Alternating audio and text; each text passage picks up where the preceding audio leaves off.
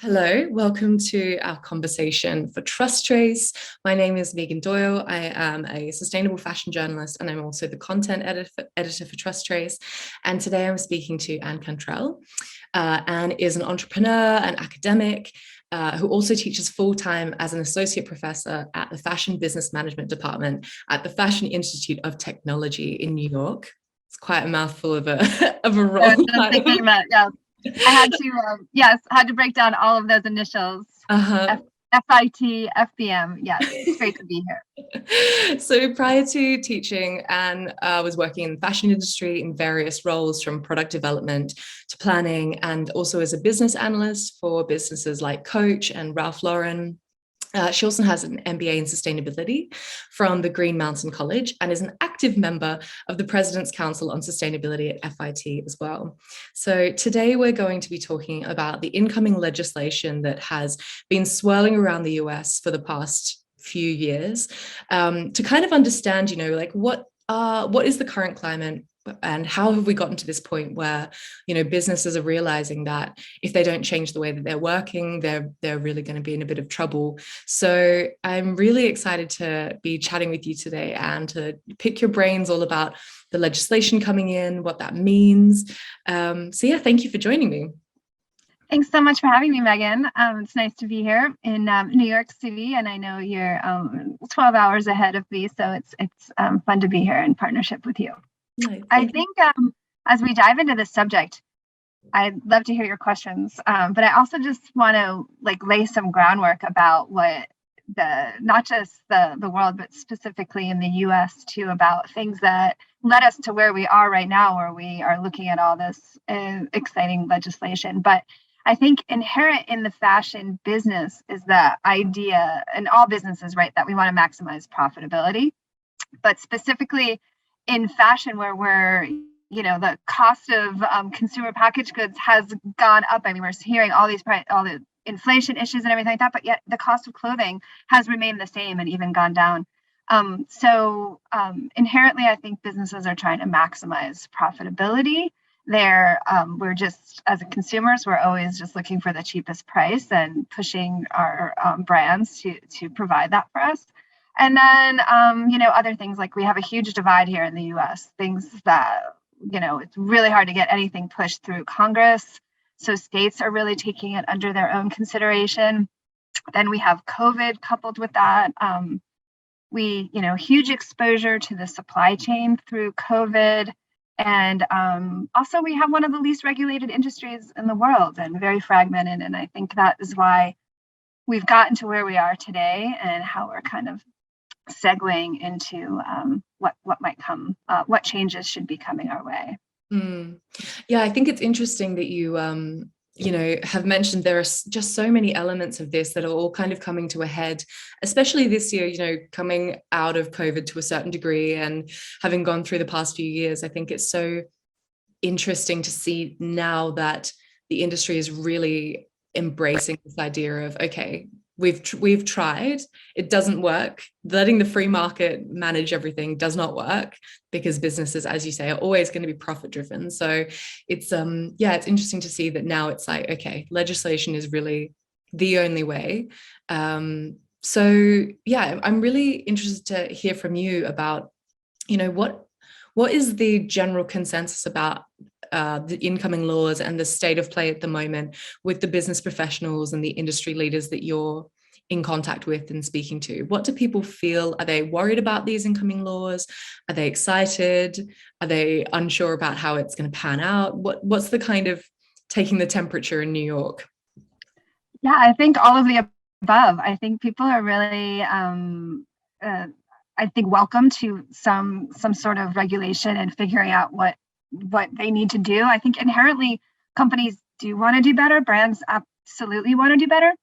I think a lot of this is pushed by the consumer as well. The consumer is demanding these things, but it's also a tricky thing. On one hand, the consumer is demanding that, but then also again wanting cheaper prices. So I think it's a tough thing to figure out and have brands figure out a path forward. I think things like I mentioned COVID earlier, and you did as well, but Remake's pay up movement where, we had $40 billion worth of canceled goods, and that became a huge viral moment through social media, and consumers really, made stepped up and were able to support and see what brands were paying and weren't.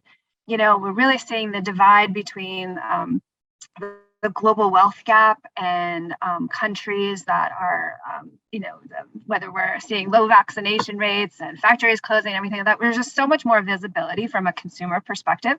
So I think that brands want to do right by all factors, and certainly want to make sure that their consumers are happy. So I think that giving that regulation that gives them a path forward to do that is welcome, but it's also like, how are we going to do this? We need help to figure out what that looks like. And it's been on one hand, I was just thinking about the Business Roundtable a couple of years ago, 2019, and where 200 CEOs got together and said that actually the point of business is not about profitability, it's about our stakeholders. And so it's just like, how do you take that and put it into practice? And then meanwhile, like you say, we have like the perfect storm of COVID and consumer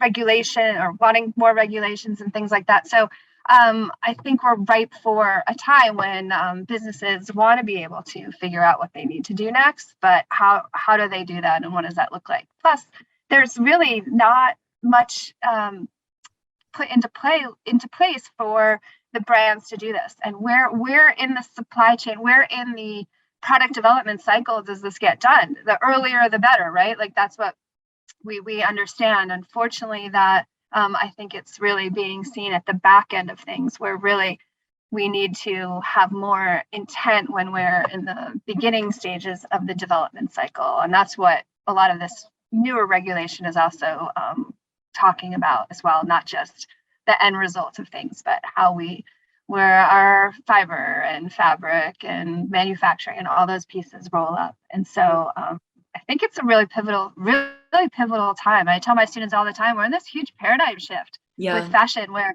through COVID, we really saw a lot of cracks in the supply chain, and we don't want it to be that way anymore. But right. I just keep also saying, on the other hand, we have like, Shein just had $100 billion valuation. And so fast fashion isn't going anywhere. We need to figure out a path forward. Yeah, it feels like it's a moment of real value kind of 180 for the industry. Like previous, 10 years ago, the whole goal was to just maximize profits at whatever cost. And now it's, I think it's really interesting that there's a lot of executives and there's a lot of people who are really having to go, okay, wow, what the industry stood for 10 years ago is not what the industry stands for anymore. Young people coming into the industry do not want to work for the industry in the state that it's in. And how do we kind of completely shift our value system and completely shift the operating system of this industry that is so, so ingrained, and it's so tricky to untangle. So what I'd love to know from you is, what are the key focus areas that the incoming legislation is covering? Are they largely around, sustainable supply chains or materials, or does, garment worker rights and the kind of social impact, ethical side of the industry come into that as well? What's the sort of split that you're seeing? Yes. Well, like I said, we have a huge divide here in the U.S., so nothing really gets passed through Congress. It was promising that the Chinese Uyghur province cotton was passed unanimously, or through bipartisan support, I should say. But otherwise, we're really seeing that the certain states are taking things under their own control. So California has been a leader in this space for a long time. They started with Prop 65, which was in 1986, about safe drinking water and Toxic Enforcement Act of 1986. And then that provided a lot of labeling with things. We still have that. There's disclosure recently, in the last couple of years, through things sold online through that act as well. So then so that was one way of doing it, but also we are in a global world where, things that pass in our legislation can't be monitored throughout the world. Recently, California, they did the 2010 California Transparency in Supply Chains Act, where they manufacturers and retailers had to disclose business about where they were seeing efforts to eradicate slavery in their supply chain. But it was really up to the consumer to figure out where they wanted to shop and what they wanted to do with those next steps. Recently, they also passed in last September, which September 21st, the Garment Workers Protection Act, which is protecting the garment workers from getting paid by piecework. So they were getting paid very little. Instead, it was an hourly rate. And this also left a lot of the onus was not just on the manufacturing system, but also on the brand itself. And so accountability there. So I think that accountability is also really important, because another big inherent part of the fashion business is that brands don't own their own factories. And so the everything's always been pushed back on the manufacturing system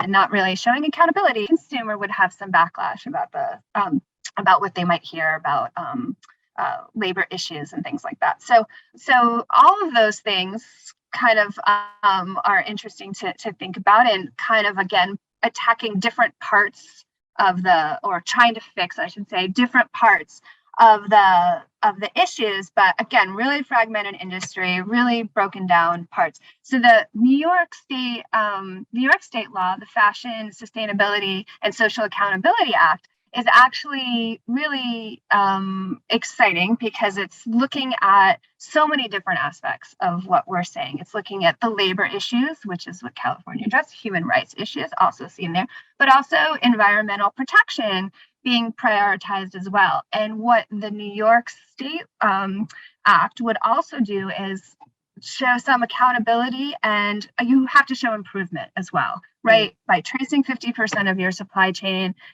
brands would have a year to do that,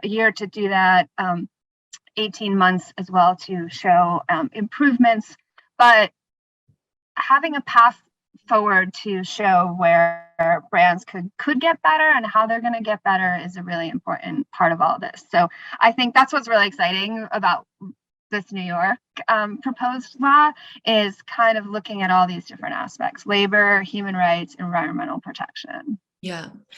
You mentioned there as well that, because it's so hard to get laws passed through Congress, that the states take it on their own responsibility. But what impact does that have on the kind of globalized industry? Because I imagine that if I was a brand in France trying to understand all of the different laws in all the different states that they sell in the US, I imagine that would be a real headache, and maybe something that brands really struggle to keep up with. Every different state might have a different law. Maybe you can get away with some things in one state, but maybe one state is quite strict. So what does that mean for brands? How do they navigate that? I mean, honestly, this is happening so much right now, whether it's, I don't want to get political, but whether it's about abortion or LGBTQ, I mean, this is a big thing in our country right now. It's really fragmented, and every state is coming up with different proposals. So, but I think with fashion, we really need some sort of global entity to help. And there are those, the UN and a global compact and things like that. But businesses also have a way of figuring out loopholes. And even when there was tax and tariffs imposed through China, there were ways to get around those things. So I think it's a really, I hope that we are in a place that we are ready for all of this and ready to tackle it, and brands realize that if they just keep doing business as they have been doing business, we're not going to have a planet to do business on. And that is, inherently, I think I keep speaking out of both sides of my mouth on saying, on one hand, brands want to do better. On the other hand, we have this huge rise of fast fashion. That's not going anywhere. So it's a tricky time, but I think that, and I was just talking to someone yesterday about traveling in they were going to Egypt, but flying through different parts to get there. And because of COVID, there were so many different regulations in each different country that they were going to. And so when you were saying that about France, or, a brand doing business in one state versus the other, it is a really difficult time to navigate on any front. But states like New York and California that have huge populations and that also do a lot of business are really setting the tone for that. And then, I don't really see it happening in other states necessarily, at least with regarding fashion. I think New York it's really exciting that they're stepped up to the plate with this huge regulation and act. But I think that I really don't see other states coming. They have other concerns at the moment. But I think that, the other thing is like other industries that are more regulated, like let's say the automobile industry, the oil industry.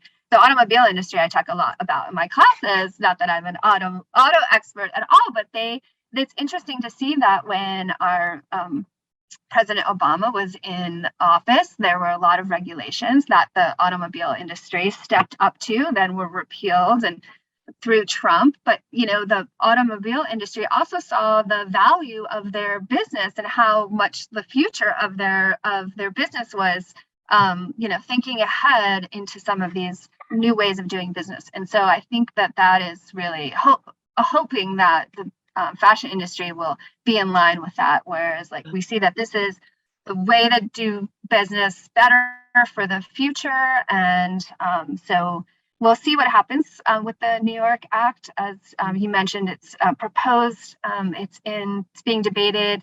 We're not even really sure full transparency about where we are with any approval. I heard late spring.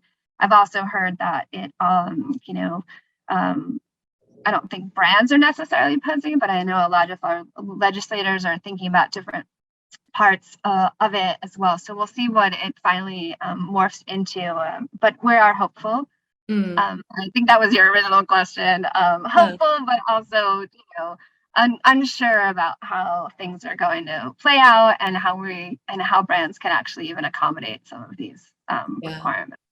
Yeah, I think that's the interesting. Sorry, my dog just might cut that out.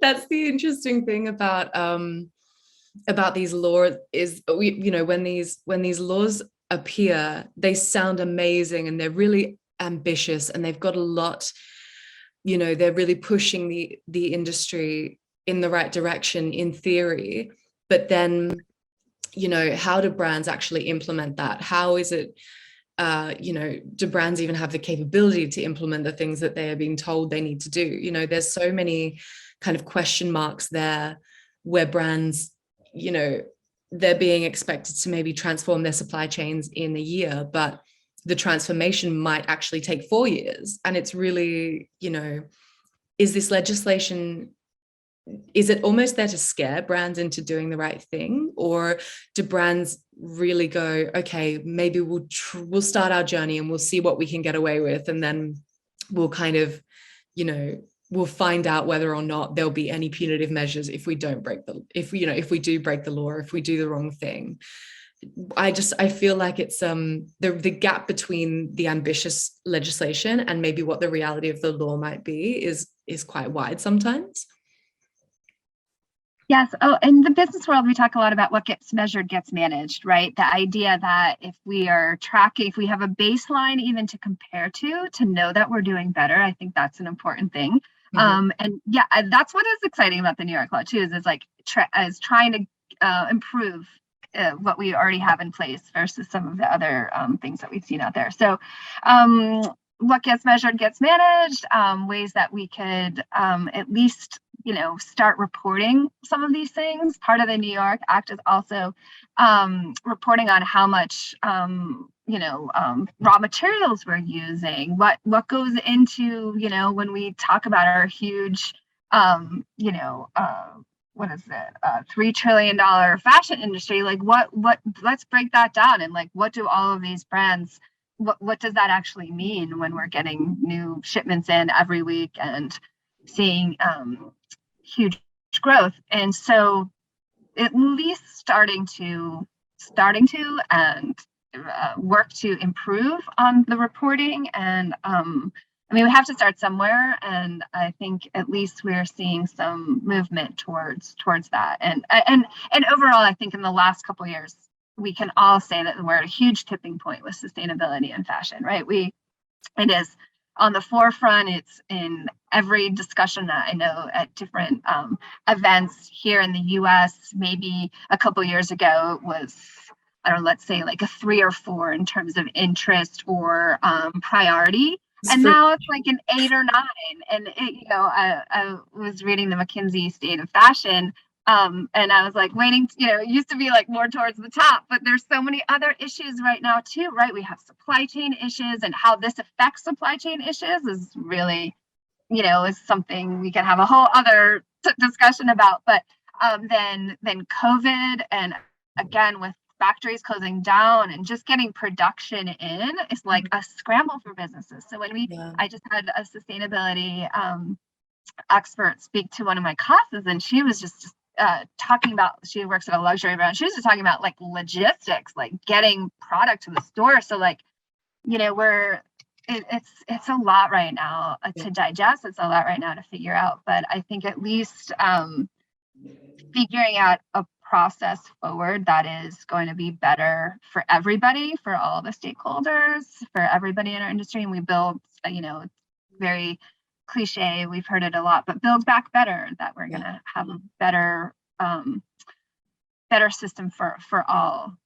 Yeah, definitely. And I think the consumer is really demanding that, but also I think there is definitely, a real drive to say we can recover from this, but we can actually rethink how our systems work and kind of integrate sustainability into the system, so that we're not just going back to business as usual, because if we do that in 80 years, things are going to look pretty terrible for the world. So I think it's I think that there is that real catalyst now to say, okay, there are all these other issues, the COVID and the supply chain and everything, but they're all interlinked, and sustainability is at the heart of all of them.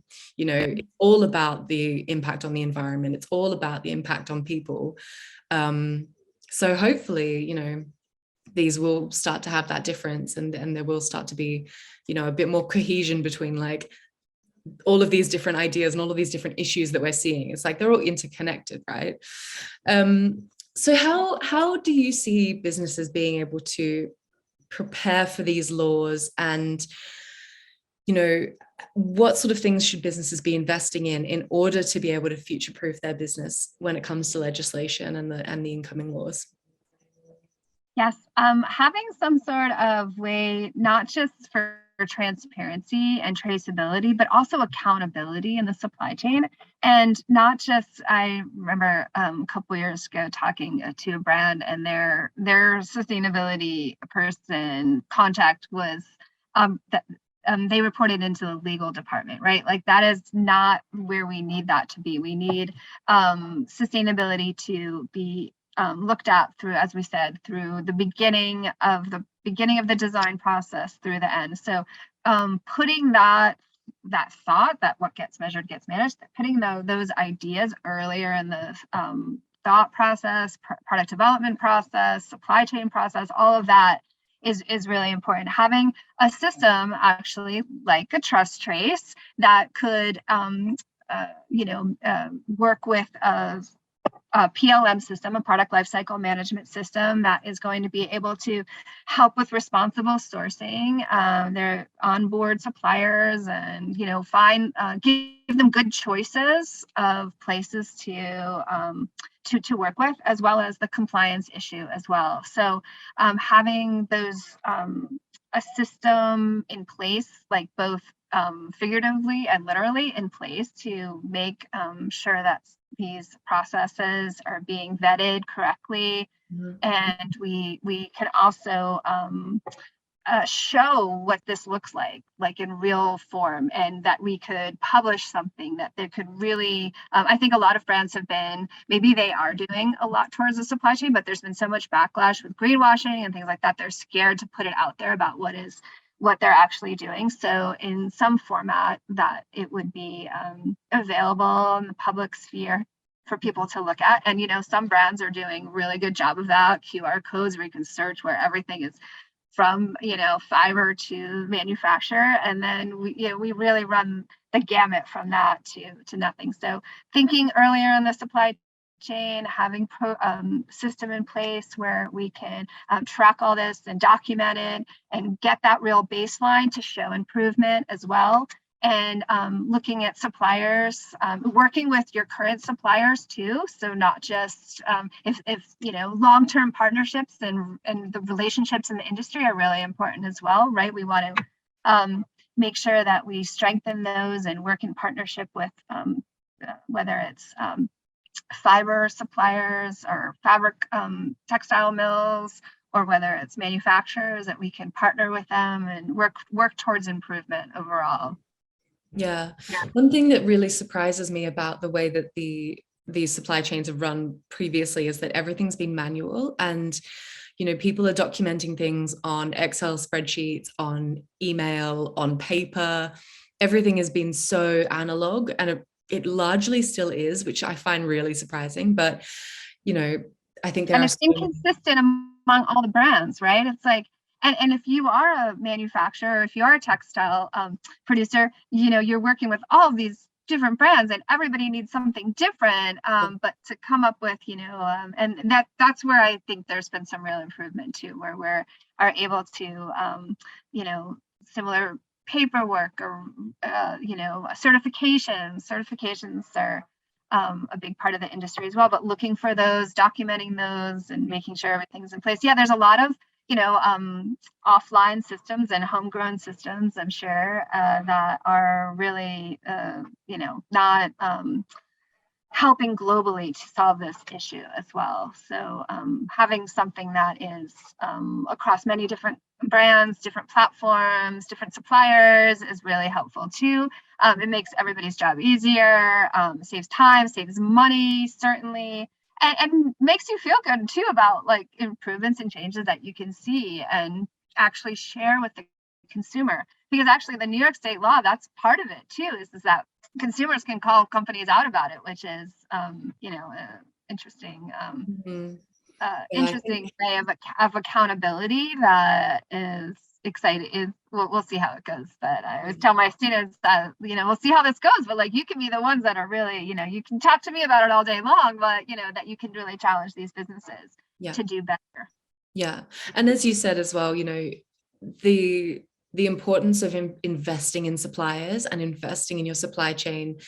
Previously or traditionally, the industry obviously don't own factories, will cut and run from a factory if the factory down the road is going to do it cheaper for them. There's no sense of loyalty. There's no real relationship between suppliers and brands. And I think the key to this in investing in your suppliers and actually saying, we'll work with you. We're going to put solar panels on your roof. We're going to, change the machinery so it's more energy efficient. All of these different things where it's like making that connection between brands and suppliers so that they work together, rather than either brands demanding something of suppliers that suppliers then can't do because they don't have the financial means to, or this kind of competitive cutting prices and really trying to chase the needle around the world to get the cheapest possible thing. I think I would like to say that maybe those days are starting to be over, but I know. I think I was talking to some students, and they were like, we're at an internship and working with a company, and changing factories because of 10-cent savings here and 10-cent savings there. But I'm like, when you're talking about huge units, this is like important things to consider. But that the idea that changes that we're making on those Excel spreadsheets that you're saying are really affecting people's lives, and again, the commitment that we can make to them in a long-term in a long-term relationship is really important. And we'll see. I think it's exciting to see what might come from all of this. And I think there is a lot of hope. A lot of hope that we're seeing, but we've also, it is the fashion industry, and we've seen a lot of issues before. So we'll see how it goes. This is not new. Like my daughter is in 5th grade. She's learning about the Triangle Shirtwaist Factory fire, which was like in the early 1900s here. And I'm like, here we are, like 100 years later. We had 2013, the Rana Plaza collapse, and it's really like we haven't really improved much in this particular industry when we compare ourselves to different industries. Then we have, we're really seeing a lot of the same issues 100 years later. Yeah, I think it is kind of it is that comparison. I know a lot of people who've come into fashion or working in the sustainability space from banking or tech, and they are constantly like, wow, I did not realize that things were as kind of traditional and slow moving and backwards in a lot of ways. And I think, there is so many interesting people coming in, bringing fresh ideas, bringing ideas from other industries, being inspired by industries like the automotive industry, like you mentioned, and saying, if you legislate, it works. And there is a lot of promise in that. And I think there's a lot of hope to say, you look at different industries and you can learn a lot from them. And I think that's really exciting, I think. So hopefully. Yeah, I also just want to say though, the fashion system is also like broken in other parts too. Like I was thinking as you were saying something that we brands are always pushing back on the manufacturer to get things not just cheaper but also on time, and so many last minute changes. This is something that, like, I remember one of my jobs as a business analyst, we're tracking how many changes were happening, like color changes or a specific size or colorway for a specific retailer, very, last minute things, but yet we still want it for the same amount of money. We still want it on time. And if we were fixing our house or building a car, like, we wouldn't expect those same things to be on time, but yet we're still, the system itself is like, also, the design system itself is also broken in some parts. So I think that, rewiring the fashion industry and other things have come up where we're really trying to look at the creative process and now we're getting really deep here, Megan, right? We're going back. We're going like figuring out how we're going to like make changes throughout. It's not just the, manufacturing, environmental, there's all of this, but then it's just a system that we're just like running around trying to, get what we think our customer wants at the right time for the right amount of money, all these things. Then it's pushing factories to work harder and not getting them, not treating them fairly as we should. Yeah. So hopefully, having a little bit more regulation, having some safeguards, and actually just saying to brands, you can't get away with working the way that you have been. It's not acceptable anymore. And, if you don't follow the law, there will be measures in place, there will be consequences. And I think that will hopefully really push brands. No one is oblivious to the fact that there are issues. I think everyone who works in the industry knows, and I think it's their responsibility to say, we're not going to put up with it anymore. We're not going to be part of that problem. And hopefully it's going to be the solution. I hope so. I definitely see it with my students. I see every year they get more engaged, and I'm seeing it even at the freshman level and everything. But it's also, you say everyone in the fashion industry knows about it, but like we need also all consumers to like get on board with this too. So I think we're starting to see it. It's a really interesting, when you start to look at it against other industries, it's a really interesting, like almost like psychological / economic, business, and also, consumer, why we want to buy so much for so little. And, it's a really interesting world we are in right now, where we're trying to figure out a path forward. But it is. We are hopeful. I think I'll say it like that. I think that brands are trying to do the right thing, as I keep coming back to, but just not exactly sure how to do it. Yeah. And like I said, huge greenwashing issues, and scared to put out there what they're actually doing, maybe for fear of, like, getting attacked, or unclear about what their actual positioning is and against everybody else as well. So it's a tough time overall. Definitely. And I mean, you've mentioned as well, I think, that hopefulness.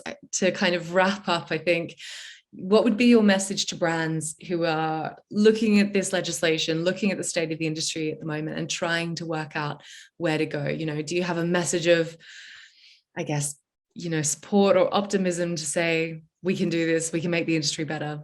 It's just a matter of time. Yeah, well, I think do the right thing. Do the right thing, and brands know what the right thing is to do. When you're making decisions, that with all stakeholders in mind, but having the systems like a TrusTrace or other platform where they can validate what that looks like and show improvement is really helping them do the right thing, and showing that is like making real improvement to their business as well. And it's showing, like, making decisions that are good for the environment, good for all the stakeholders, are paying off for businesses, and in many ways. And so do the right thing. Start early in the design process. Find a platform that's going to help you show where all of your so traceability and accountability and transparency, and start sharing that information with the public as well. Amazing. Well, I think that's a great place to finish up, Anne. Thank you so much. This has been so interesting to learn. Megan. It's nice chatting with you. Yeah, you too. Thank you very much.